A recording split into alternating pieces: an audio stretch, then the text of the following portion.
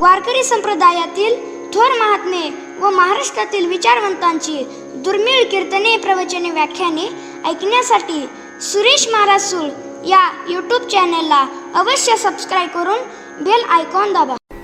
लौकिक सुख कशाला म्हणतात आणि पारमार्थिक सुख कशाला म्हणतात? वैकुंठवासी परमपूज्य दुंडा महाराजांच्या प्रवचनामध्ये ऐकलं. ते म्हटले, लौकिक सुख कशाला म्हणतात?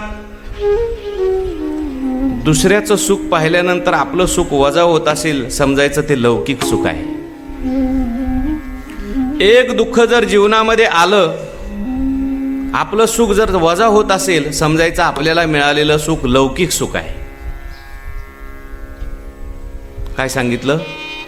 दुसऱ्याचं सुख पाहिल्यानंतर आपलं सुख जर वजा होत असेल, समजायचं आपल्याला मिळालेलं जे सुख आहे ते कसं सुख आहे?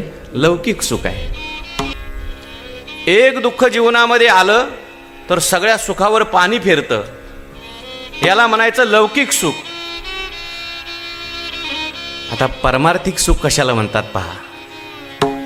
गीतेमध्ये भगवान परमात्मा सांगतात, यम लब्ध्वा चा परम लाभम मन्यते नाधिकम तथा यस्मिन् स्थितो न दुःखेन गुरुणापि विचाल्यते.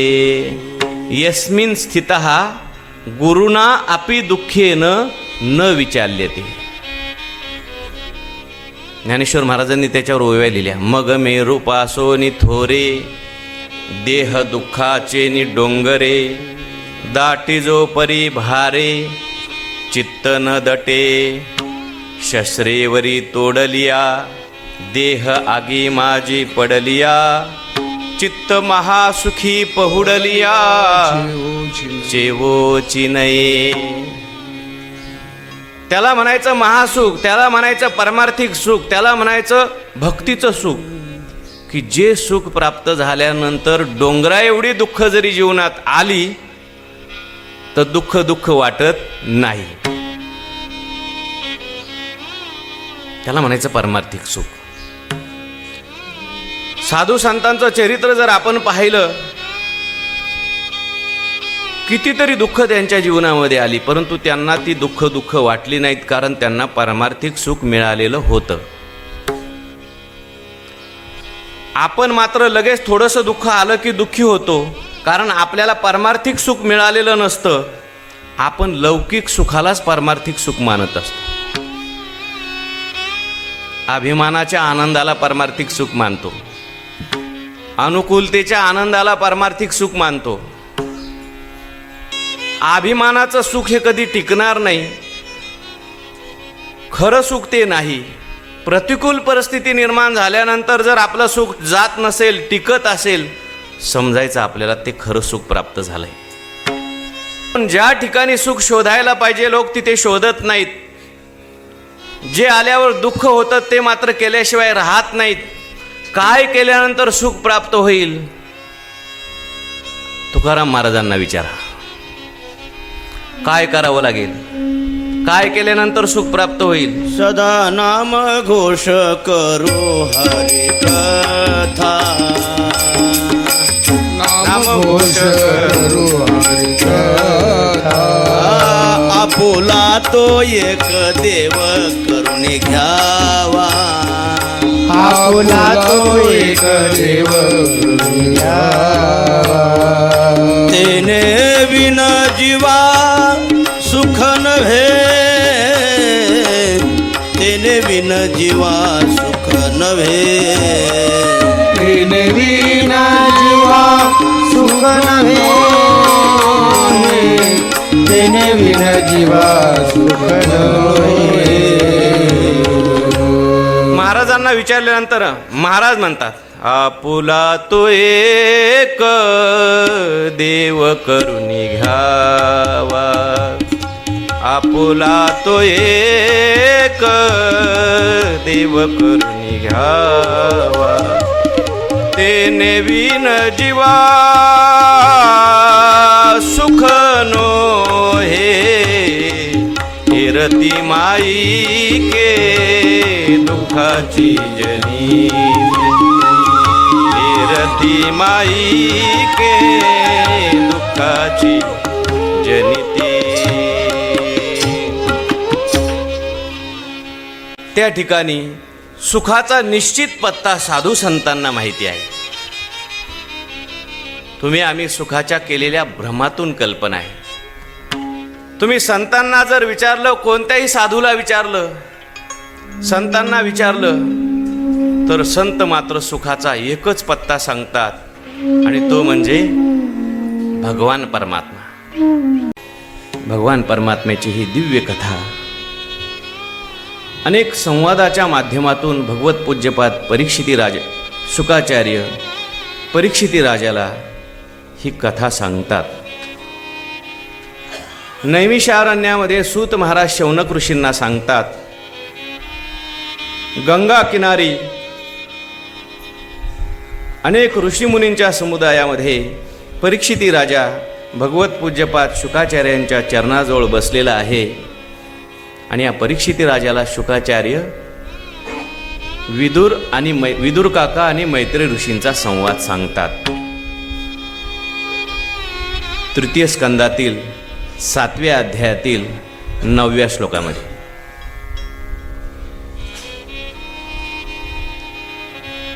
तिसऱ्या स्कंदातील 7व्या अध्यायातील 9वा श्लोक. जेव्हा एकच गोष्ट पुन्हा पुन्हा सांगितली जाते त्यावेळेस ती विशेष महत्त्वाची असते. आपल्या भारतीय तत्वज्ञानामध्ये उपदेश करत असताना संवादाच्या माध्यमातून उपदेश केला जातो. उपदेश करत असताना वक्ता जो असतो तो आपला मीपणा त्या वक्तव्यामध्ये आणत नाही. मी असं सांगतोय, मला असं वाटतं, असं शक्यतो वक्त्याने म्हणायचं नाही. मी विनोदाने सांगत असतो, हे आनंद आश्रम स्वामी महाराज होते आणि एका वक्त्याने ज्ञानेश्वरीवर प्रवचन करायला सुरुवात केली. वक्ता वारंवार म्हणायचा, ज्ञानेश्वर महाराजांनी असं लिहिलंय पण मला असं वाटतं. ते स्वामी महाराज त्या वक्त्याला म्हटले, थांब, तुला काय वाटतं ते सांगू नको, ज्ञानेश्वर महाराजांनी काय लिहिलंय ते आम्हाला सांग. म्हणजे वक्त्याने सांगत असताना आपला मीपणा बाजूला ठेवून तत्वाचं निरूपण करावं. आणि म्हणून संवादाच्या माध्यमातून सांगितलं. शुकाचार्यांना सांगता येत होतं, मला असं वाटतं, मी असं ऐकलेलं आहे. पण शुकाचार्य म्हणतात, पूर्वी असा संवाद झाला होता. विदुर काकांनी असेच प्रश्न मैत्रेय ऋषीला विचारले होते आणि त्याचं उत्तर जे त्यांनी दिलं मैत्रेय ऋषींनी, तेच मी तुला सांगतोय. काय प्रश्न विचारले होते काल मी सांगितले होते. पहिला प्रश्न काय होता? सुखाय कर्माणि करोति लोको न तै सुखम वान्यदुपारमं वा विंदेत भूयस्ततएव दुःखम यदत्र युक्तम भगवान वदेन्नः. हा पहिला प्रश्न होता. सुखाकरता सर्वजण प्रयत्न करतात आणि सुख त्याला प्राप्त होत नाही. दुःखाकरता कोणीही प्रयत्न करत नाही, दुःख मात्र आल्याशिवाय राहत नाही. हे असं का होतं? हा पहिला प्रश्न होता.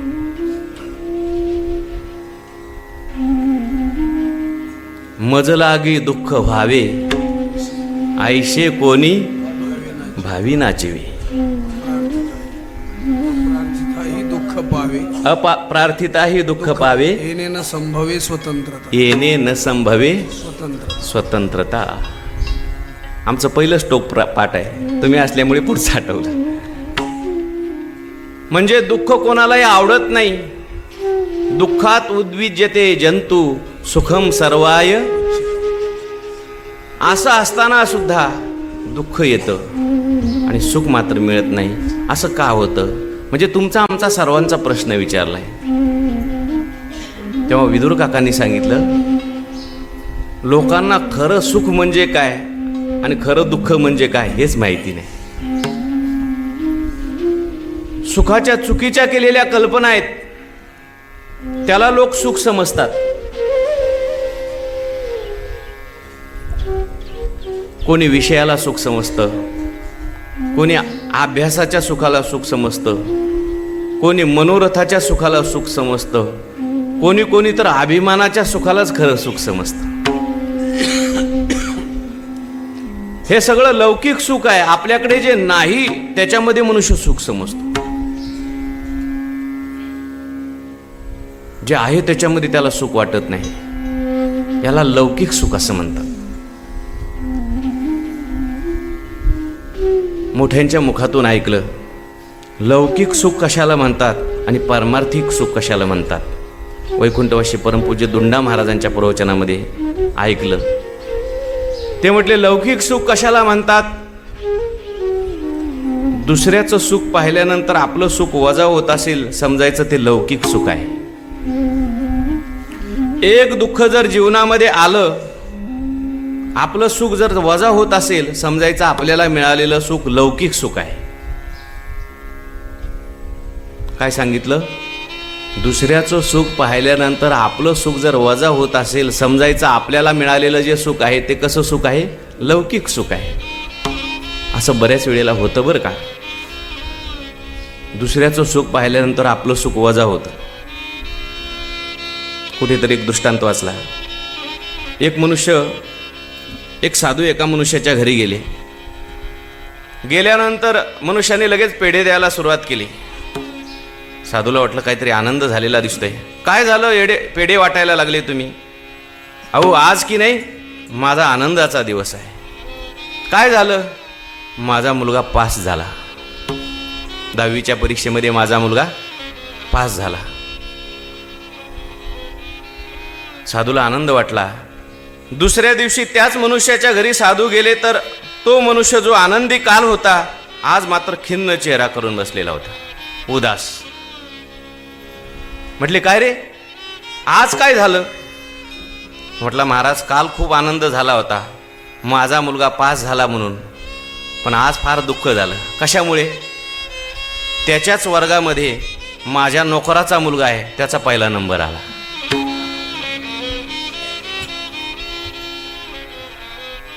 म्हणजे त्याचं सुख पाहिल्यानंतर आपल्या मुलाचं पास झाल्याचं सुख माणसाचं वजा होऊन गेलं. याला म्हणायचं लौकिक सुख.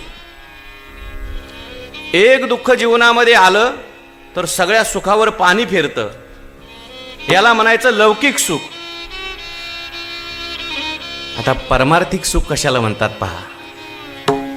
गीतेमध्ये भगवान परमात्मा सांगतात यम लब्ध्वा चा परम लाभम मन्यते नाधिकम तथा यस्मिन् स्थितो न दुःखेन गुरुणापि विचाल्यते. यस्मिन् स्थितः गुरुणा अपि दुःखेन न विचाल्यते. ज्ञानेश्वर महाराजांनी त्याच्यावर ओव्या लिहिल्या. मग मे रूपासोनी थोरे देह दुःखाचे नि डोंगरे दाटी जो परी भारे चित्त न दटे शस्त्रेवरी तोडलिया देह आगी माझी पडलिया चित्त महासुखी पहुडलिया चेवोची नये. त्याला म्हणायचं महासुख, त्याला म्हणायचं परमार्थिक सुख, त्याला म्हणायचं भक्तीचं सुख, की जे सुख प्राप्त झाल्यानंतर डोंगरा एवढी दुःख जरी जीवनात आली तर दुःख वाटत नाही. त्याला म्हणायचं परमार्थिक सुख. साधू संतांचं चरित्र जर आपण पाहिलं कितीतरी दुःख त्यांच्या जीवनामध्ये आली परंतु त्यांना ती दुःख वाटली नाहीत, कारण त्यांना परमार्थिक सुख मिळालेलं होतं. आपण मात्र लगेच थोडंसं दुःख आलं की दुःखी होतो, कारण आपल्याला परमार्थिक सुख मिळालेलं नसतं. आपण लौकिक सुखालाच परमार्थिक सुख मानत असतो. अभिमानाच्या आनंदाला परमार्थिक सुख मानतो, अनुकूलतेच्या आनंदाला परमार्थिक सुख मानतो. लौकिक दृष्टीचा तर अभिमान असतोच मनुष्याला. कोणाला संपत्तीचा अभिमान, कोणाला रूपाचा अभिमान, कोणाला साधनेचा अभिमान असतो. मी एवढा जप करतो त्या अभिमानाचं सुख घेतो. मी एवढा चांगला वक्ता आहे त्या अभिमानाचं सुख घेतो. अभिमानाचं सुख हे कधी टिकणार नाही. खरं सुख ते नाही. प्रतिकूल परिस्थिती निर्माण झाल्यानंतर जर आपलं सुख जात नसेल, टिकत असेल, समजायचं आपल्याला ते खरं सुख प्राप्त झालंय. सुखादुःखाच्या लौकिकामध्ये लोक केवळ कल्पना करतात. एखाद्याने आपल्याला चापट मारली, सुख का दुःख? दुःख. कोणी कोणाला मारू नका, पण आपल्या आवडत्या व्यक्तीने जर आपल्या गालात चापट मारली तर आपल्याला सुख का दुःख? बऱ्याच वेळेला काही लोकांना आनंद होतो बरं का. काही का होईना त्यांनी चापटीच्या निमित्ताने का होईना मला हात लावला. चापटीमध्ये सुख दुःख नाही, त्याच्या पाठीमागे असणारी जी भावना आहे त्याच्यामध्ये सुख दुःख असतं, लक्षात ठेवा. मग भावना बदलली की सुख दुःख बदललं. आणि भावना तरी का तयार होते? ज्ञानामुळे, विचारामुळे भावना तयार होतात. त्याच्या पाठीमागे असलेले विचार बदलले, माणसाच्या भावना बदलतात. म्हणून ज्या ठिकाणी सुख शोधायला पाहिजे लोक तिथे शोधत नाहीत.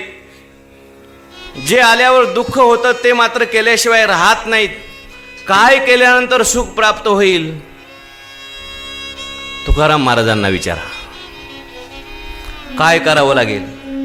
काय केल्यानंतर सुख प्राप्त होईल? सदा नाम घोष करो हरि कथा, नाम घोष करू हरी कथा. आपुला तो एक देव करुणी घ्यावा, आपुला तो एक देव करून घ्यावा. तेने विन जीवा सुख नव्हे, तेने विन जीवा सुख नव्हे. तेने विना जीवा सुख नव्हे,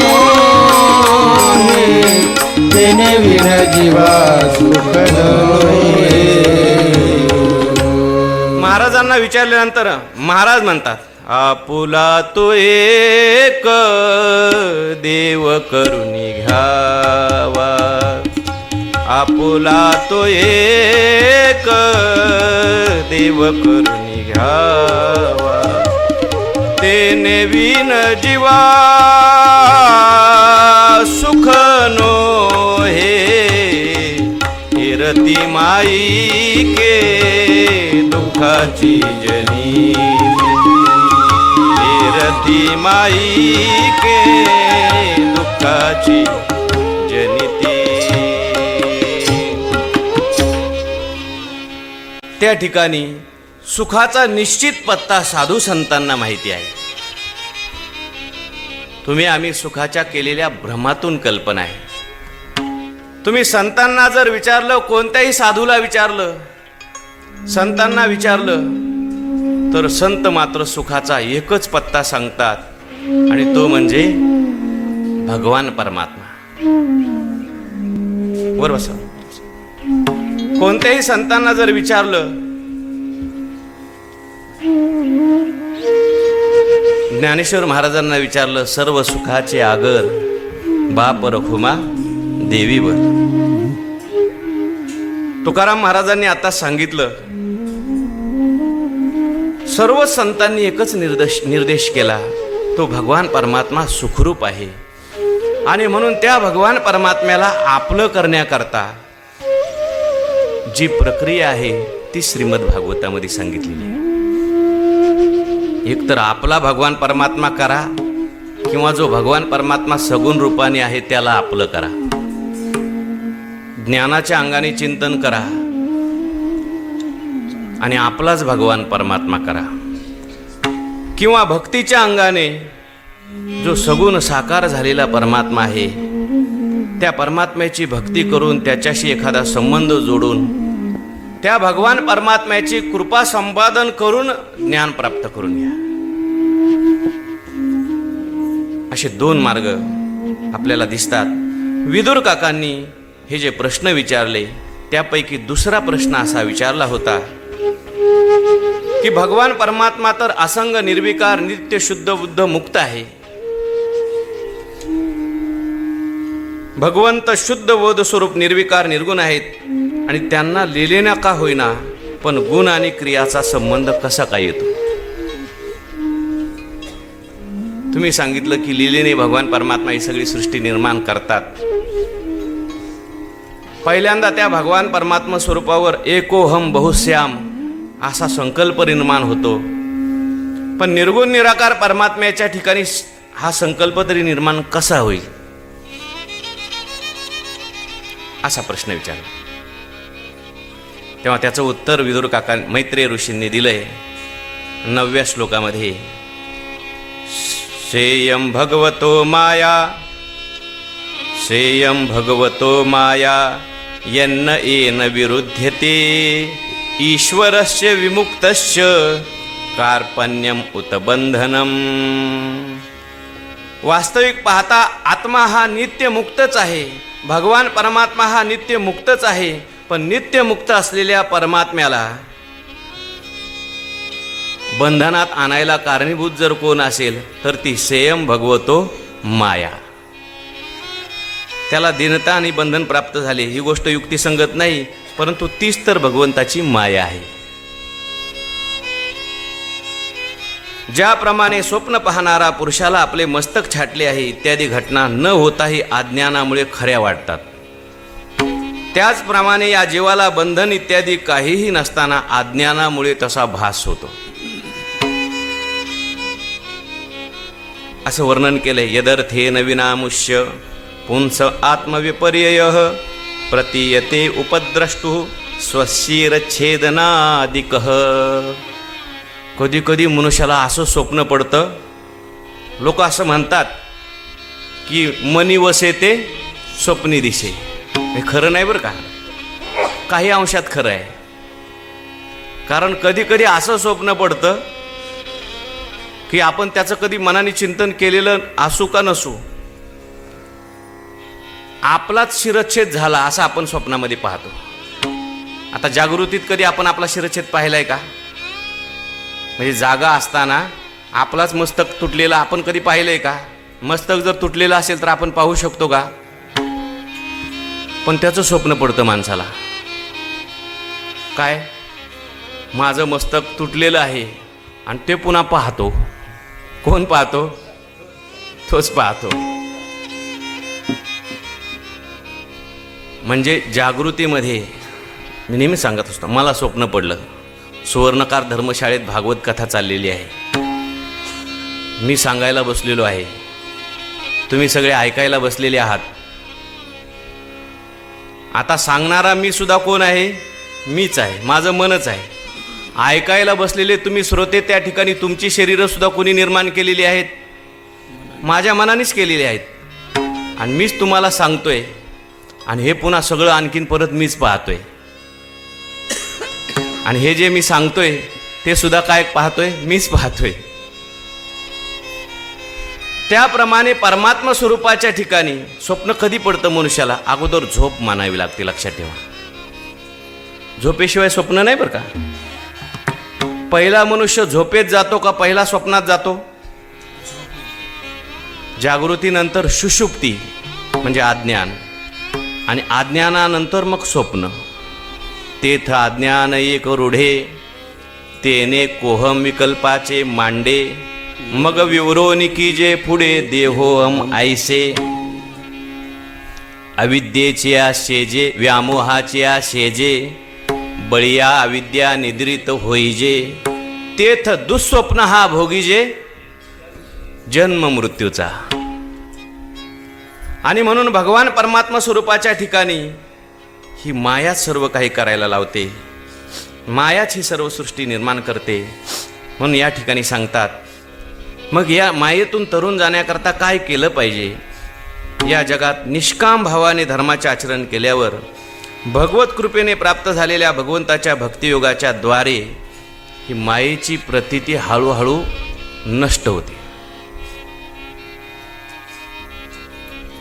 केवळ जीवाच्या सामर्थ्याने जीव मायेतून तरुण जाईल सांगता येत नाही. आपुले नियांगे तोडी माया जाळ, ऐसे ऐसे नाही बळ कोणा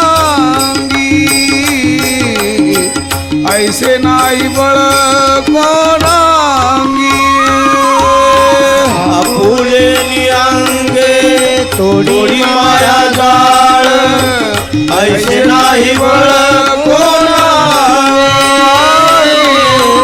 ऐसे नाही बळ कोणांगी संतांना शरण गेल्याशिवाय, भगवान परमात्म्याला शरण गेल्याशिवाय ही माया निवृत्त होणार नाही. आणि म्हणून मायेतून तरुण जाण्याकरता 2 उपाय भगवंतांनी सांगून ठेवले. दैविहेशा गुणमयी मम माया दुरत्यया मामेव ये प्रपद्यन्ते मायाम एतांतरंती ते.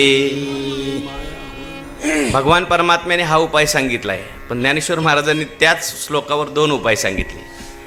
पहिला उपाय सांगितला, येथे एकची लीला तरले जे सर्व भावे मज भजले तया आईलीच थडी सरले माया जळ. जाळ नाही बरं का, माया जळ. आणि दुसरा उपाय ज्ञानोबराय पुढे सांगतात, जया सद्गुरु तारू पुढे जे अनुभवाचे कासे गाढे जया आत्मनिवेदन तरांडे आकळिले. अशा प्रकारे मायेतून तरुण जाण्याकरताच मी तुला भगवान परमात्म्याच्या लीला सांगतो. राजाने पहिल्यांदा सृष्टी उत्पत्तीचा क्रम विचारलेला होता, म्हणून मैत्रेय ऋषींनी पहिल्यांदा संपूर्ण सृष्टी ही भगवन्मय आहे, भगवान परमात्म्याने निर्माण केलेली असल्यामुळे, नवे नवे भगवान परमात्माच या सृष्टीच्या रूपाने नटलेला असल्यामुळे तदाकार आपली वृत्ती व्हावी म्हणून सृष्टी उत्पत्तीचा क्रम आणि सृष्टी उत्पत्तीची कथा सांगितली. पहिल्यांदा भगवान परमात्मा निर्विशेष असा भगवान परमात्मा आहे, आणि मग भगवान परमात्म्याच्या स्वरूपावर मायेच्या द्वारे कशी कशी सृष्टी होते. तर पहिली सृष्टी महत्त्वाची, भगवंताच्या प्रेरणेने सत्वादी गुणामध्ये विषमता होणे हेच तिचे स्वरूप आहे. दुसरी सृष्टी जी आहे ती अहंकाराची सृष्टी सांगितली, महत्त्व, अहंकार आणि मग पंचमहाभूत वगैरे सांगितली. तिसरी जी सृष्टी आहे भूतसर्ग, जिच्यामध्ये पंचमहाभूतांना उत्पन्न करणारा तन्मात्र वर्ग राहतो. चौथी सृष्टी आहे इंद्रियांची, ही ज्ञान आणि क्रियाने शक्तीने युक्त आहे. 5वी सृष्टी सात्विक अहंकारापासून उत्पन्न झालेल्या इंद्रियांच्या अधिष्ठात्री देवतांची, मन याच सृष्टीच्या अंतर्गत आहे. 6वी सृष्टी आहे अविद्येची, यामध्ये तमिश्र, अंधतामिश्र, तम, मोह आणि महामोह या 5 गाठी आहेत. भगवंताचे चिंतन करणाऱ्यांचे दुःख दूर करणाऱ्या व रजोगुणाचा स्वीकार करून सृष्टी निर्माण करणाऱ्या भगवंताची ही संपूर्ण लीला आहे. 7वी प्रमुख वैकृत सृष्टी 6 प्रकारच्या वृक्षांची असते असं वर्णन केले. हे 6 प्रकारचे वृक्ष कोणते? वनस्पती, औषधी, लता, त्वक्सार, विरोध आणि द्रुम हे खालून वर वाढतात. यांच्यामध्ये साधारणतः ज्ञानशक्ती प्रगट झालेली नसते. यांना दीर्घकालीन आतल्या आतच केवळ स्पर्शाचा अनुभव येतो आणि या प्रत्येकात कोणता तरी एखादा विशेष गुण आहे. 8वी सृष्टी सांगत असताना पशुपक्ष्यांची सांगितली. ही 28 प्रकारची मानलेली गेलेली आहे. यांना कालाचे ज्ञान नसते. यांच्यामध्ये तमोगुण अधिक असतो. केवळ वासावरून त्यांना वस्तूचे ज्ञान होते. यांच्यात विचारशक्ती नसते. पशु काय पाप पुण्य जाणती, उत्तम मध्यम भोग भोगिती, काही एक उपजत मरती अंध होती पांगुळ मुखी. यानंतर पुढची जी आहे सृष्टी पशूंची सांगितली. पशुयोनीमध्ये गाय, बकरा, रेडा, काळवीट, डुक्कर, निळगाय, रुरू नावाचे हरिण, मेंढा, उंट हे खुरांचे पशु. गाढव, घोडा, खेचर, पांढरे हरिण, चित्ता आणि वनगाय हे खुर असलेले.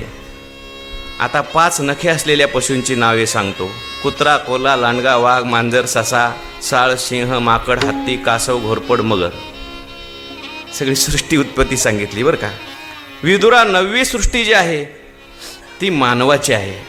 ती एकाच प्रकारची आहे. यांच्या आहाराचा प्रवाह वरून खाली असा असतो.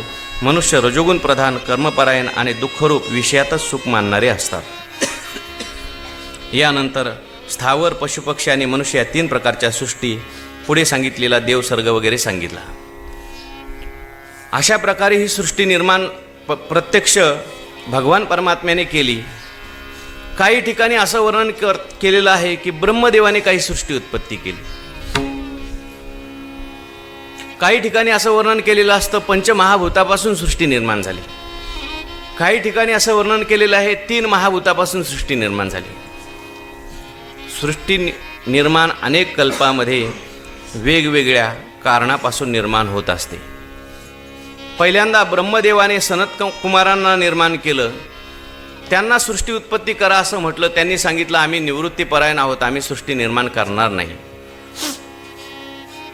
मग ब्रह्मदेवाला राग आला. ब्रह्मदेवाच्या भ्रूमध्यातून रुद्र प्रगट झाले असं वर्णन केले. त्यांना सांगितलं तुम्ही सृष्टी निर्माण करा. त्यांनी तामस सृष्टी निर्माण करायला सुरुवात केली. ब्रह्मदेवाने त्यांना थांबवायला सांगितली आणि मग ब्रह्मदेवाने आपल्याच शरीरापासून 10 प्रजापती निर्माण केले. 12व्या अध्यायाच्या 22व्या श्लोकामध्ये या 10 प्रजापतींची नावं सांगितली. 12वा अध्याय 22वा श्लोक. मरीची यात्री अंगिरसो पुलस्त्य पुलह क्रतुः भृगुर्वशिष्ठो दक्षश्च दशमस्तत्र नारदः. नारद ब्रह्मदेवाच्या मांडीपासून, दक्ष अंगठ्यापासून, वशिष्ठ प्राणापासून, भृगु त्वचेपासून, क्रतु हातापासून, पुलह नाभीपासून, पुलस्त्य कानापासून, अंगिरा मुखापासून, अत्री डोळ्यापासून आणि मरीची मनापासून उत्पन्न झाली. अशा प्रकारे ब्रह्मदेव सृष्टी उत्पन्न करतात. परंतु ब्रह्मदेवाला अजून समाधान वाटत नाही. मग मात्र ब्रह्मदेवाने आपल्या शरीराचे 2 भाग केले. तरी ब्रह्मदेव तसेच बरं का, शरीरापासून 2 भाग निर्माण केले. आपण स्वतः तसेच राहिले. आणि त्या 2 भागामध्ये एक भाग जो होता तो पुरुष प्रधान आणि दुसरा भाग जो निर्माण केला तो स्त्री प्रधान निर्माण केला. पहिला भाग आहे त्याचं नाव आहे मनु, स्वयंभुव मनु. आणि दुसरा स्त्री प्रधान भाग आहे तिचं नाव आहे शत्रुपा. ब्रह्मदेवाने तयार केलेलं सर्वात पहिलं दाम्पत्य, पहिली जोडी, यांच्यापासूनच सगळी पुढे सृष्टी निर्माण झाली. मनूपासून सगळी सृष्टी निर्माण झाली. आणि म्हणून आपल्याला मानव असं म्हणतात. मनुराजा एक देह पुरी, मनुराजा एक देह पुरी, दोघी नारी असे नांद तू त्याची दोघी नारी. पुत्र पौत्र संपन्न भारी, पुत्र पौत्र संपन्न भारी. तिने कृपा केली आम्हावरी गा मनवोनी आलो या देशा, मनवोनी आलो या देशा. तेने कृपा केली आम्हावरी मनवोनी आलो या देशा, मनवोनी आलो या देशा. मनूपासून ही सगळी सृष्टी निर्माण झालेली आहे. लौकिक अर्थाने जर आपण पाहिलं तर मनु, शत्रुपा त्यांनी कशी सृष्टी निर्माण केली हे सगळं आपल्याला सांगितलंय. पण आध्यात्मिक अर्थाने जर विचार केला तर शास्त्र असं सांगतंय की सगळी सृष्टी जी आहे ही मनोमय आहे. परमात्मा स्वरूपावर अगोदर अज्ञान निर्माण झालं. अज्ञानानंतर अंतःकरण किंवा मन, अज्ञानाचं कार्य, आणि मग मनामध्येच ही सगळी सृष्टी निर्माण होते. जसं स्वप्नामध्ये सगळी सृष्टी निर्माण होते, हत्ती घोडे सगळे काही निर्माण होतात. मनची एकले राहते स्वप्नी जेवी.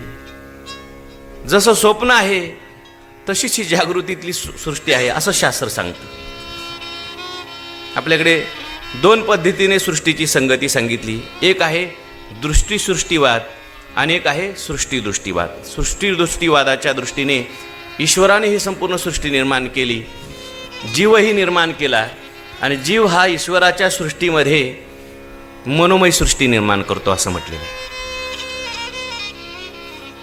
सृष्टीदृष्टीवादाच्या दृष्टीने. आणि सृष्टीवादाच्या दृष्टीने, एकजीववादाच्या दृष्टीने ही संपूर्ण सृष्टी मनुष्याचं मनच कल्पना करतं असं म्हटलेलं आहे. त्या उडिया बाबांनी प्रश्न विचारलाय, शरीरामध्ये मन आहे का मनात शरीर आहे? काय आहे नेमकं? काय शरीरामध्ये मन आहे हे झालं दृष्टीवादाच्या दृष्टीने, आणि मनात शरीर आहे, मनातच सगळं ब्रह्मांड आहे, मनच सर्वांचा आकार धारण करतं, हा आहे सृष्टीवाद. म्हणून मनुराजा एकदेहपुरी. आता या स्कंदामध्ये याला सर्गस्कंद म्हणतात. याच्यामध्ये सृष्टींचं वर्णन केलेलं आहे. सृष्टीमध्ये 2 प्रकार आहेत. द्वौ भूत सर्गो लोकेस्मिन दैव आसुर एवच. द्वौ भूत सर्गौ लोकेस्मिन. 2 प्रकारचे भूत सर्ग आहेत. सर्गलीला सांगितले ना याच्यामध्ये. एक दैवी सर्ग आहे आणि एक आसुरी सर्ग आहे. म्हणजे एक दैवी सृष्टी आहे आणि एक आसुरी सृष्टी आहे. दैवी सृष्टी ही आनंदाला कारणीभूत होत असते आणि आसुरी सृष्टी ही दुःखाला कारणीभूत होत असते. आपल्याला दैवी सृष्टीत जायचं का आसुरी सृष्टीत जायचं हे आपल्या हातात आहे बरं का. कशा प्रकारे दैवी सृष्टी निर्माण होते आणि कशा प्रकारे आसुरी सृष्टी निर्माण होते याच्याकरता या कथा सांगितलेल्या आहे. मनु आणि शत्रुपा यांच्यापासून दैवी सृष्टी निर्माण झाली. पहा, मनु मनन विचार प्रधान ज्ञान प्रधान आहे मनु, आणि शत्रुपा ही श्रद्धा आहे. विचाराचं आणि श्रद्धेचं जर ऐक्य असेल, श्रद्धा जर विचाराला अनुसरणारी असेल तर दैवी सृष्टी निर्माण होते. मनात विचार आला आपल्याला पूजा करायची, श्रद्धेने लगेच अनुमती दिली. ठीक आहे, पूजा करायची ना, चला आता फुलं घेऊन येऊ, आता मंदिरात जाऊ. विचाराचं आणि श्रद्धेचं ऐक्य झालं, चांगली सृष्टी निर्माण होते. पण मनामध्ये विचार आला चांगला, पण श्रद्धेने काय त्याला अनुमोदनच दिलं नाही, मग मात्र आसुरी सृष्टी तयार व्हायला लागते. मनु आणि शत्रुपा यांना आकुती, देवहूती, प्रसूती अशा दैवी मुली प्राप्त झाल्या. प्रियव्रत, उत्तानपात असे दैवी मुलं प्राप्त झाले. ही दैवी सृष्टी सांगितली बरं का.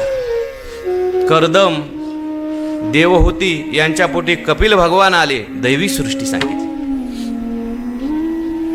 आता आसुरी सृष्टी कधी निर्माण होते त्याचं थोडंसं या ठिकाणी सांगितलेलं आहे. मनु आणि शत्रुपा यांना सांगितलं की तुम्ही सृष्टी वाढवा. ते म्हटले, अहो आम्ही सृष्टी वाढवली असती, पण ही सृष्टी राहणार कुठे? कारण ही संपूर्ण सृष्टी रसातळाला, सृष्टी म्हणजे पृथ्वी रसातळाला गेलेली आहे, आणि या पृथ्वीवर तर ही सृष्टी राहत असते. ब्रह्मदेव म्हटले, हा पृथ्वी तर रसातळाला गेलेली आहे, बरोबर आहे, पण आता ही रसातळाला गेलेली पृथ्वी आणायची कशी? ब्रह्मदेव विचार करायला लागले, ध्यान करायला लागले बरं का. ध्यानाने विचाराने काहीतरी मार्ग सुचतो. म्हणून ब्रह्मदेवाने ध्यान केल्याबरोबर ब्रह्मदेवाला शिंक आली, आणि शिंकेमधूनच नाकातून भगवान परमात्म्याने ब्रह्मदेवाच्या नाकातून वराह अवतार धारण केला. वराह भगवान की जय. म्हणजे छोटंसं रूप अगोदर भगवंतानी धारण केलं, आणि तेच भगवान परमात्मा एकदम विशाल असं रूप धारण करतात. पांढरा शुभ्र भगवान परमात्म्याचा वराह अवतार. का भगवान परमात्मा वराह झाले? भगवान परमात्मा म्हणतात, या सृष्टीमध्ये असलेल्या सर्वच प्राण्यामध्ये मी आहे. वराह असलं म्हणून त्याच्याकडे तुच्छ नजरेने पाहू नका, ती पण माझी सृष्टी आहे, त्याचा सुद्धा काहीतरी उपयोग आहे. कोणामध्येच गुणदोष पाहू नका, ही सृष्टी सगळी भगवन्मय आहे. हां, वराह भगवान आहे म्हणून त्याच्याजवळ पण जास्त जाऊ नका. तुका म्हणे, सर्प विंचू नारायण, वंदावे दुरून शिवू नये. सगळ्यातच भगवान परमात्मा आहे म्हणून तुम्ही दुर्जनामध्ये जाऊन बसले. विंचवात सुद्धा भगवान परमात्मा आहे, पण तो नागी मारल्याशिवाय राहत नाही. त्याचा द्वेष करू नका, पाहिलं की त्याला मारू नका, पण त्याच्यापासून लांब राहा. फक्त रागद्वेष निर्माण होऊ नये याच्याकरता भगवत भाव सांगितलाय, व्यवहार सांगितलेला नाही.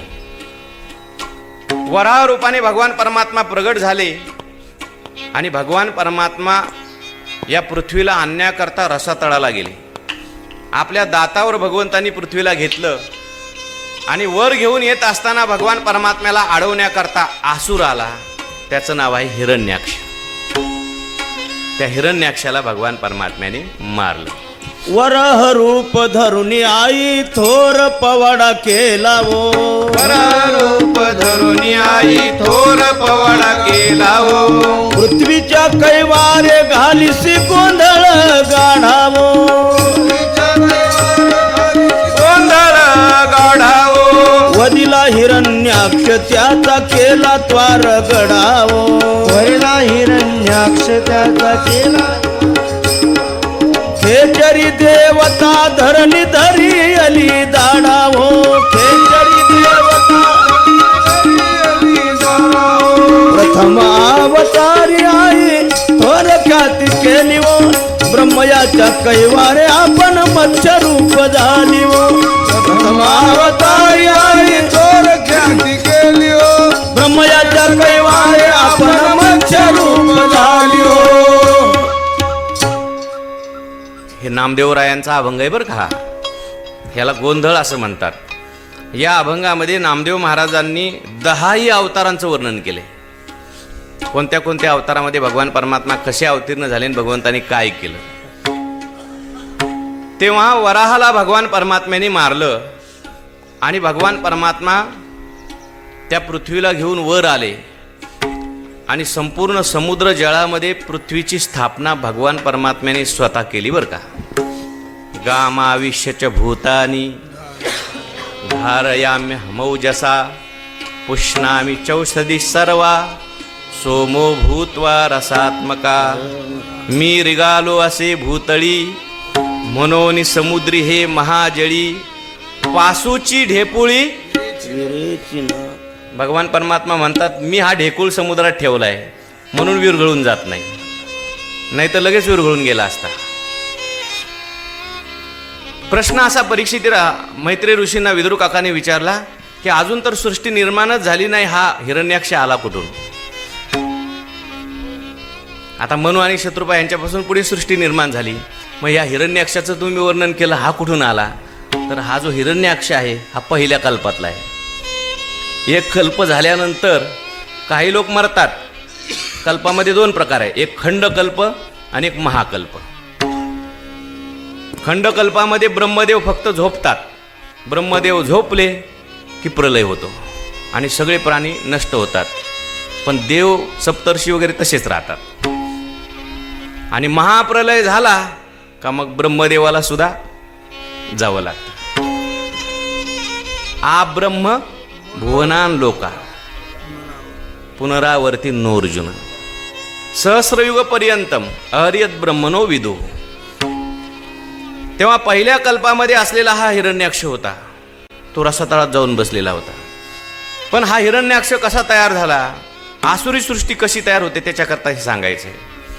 तर कश्यप आणि दिती, आता कश्यप नावाचे प्रजापती आहेत पहा, आणि त्यांना 2 पत्नी आहेत. एक आहे दिती आणि दुसरी आहे अदिती. पती एकच पण पत्न्या 2. एकीपासून देव झाले आणि एकीपासून दानव झाले. देव एकच आहे, पती एकच आहे, आत्मा सर्वांचा एकच आहे. पण आत्म्याला अधिष्ठान असलेली जी आत्म्यावर अध्यस्त असलेली जी बुद्धी आहे ती जशी असेल तसा आत्मप्रकाश त्या बुद्धीमध्ये अभिव्यक्त होतो. लक्षात ठेवा. हे असो स्वातीचे उदक शुक्ती मोती व्याळी वीख तैसा सज्ञानाशी मी सुख दुःख तो अज्ञानाशी. सज्ञानाशी मी सुख दुःख तो अज्ञान. दुःख तो अज्ञानाशी. एकच स्वाती नक्षत्राचं पाणी जर सूर्या त्या सर्पाच्या मुखात गेलं तर विष होतं,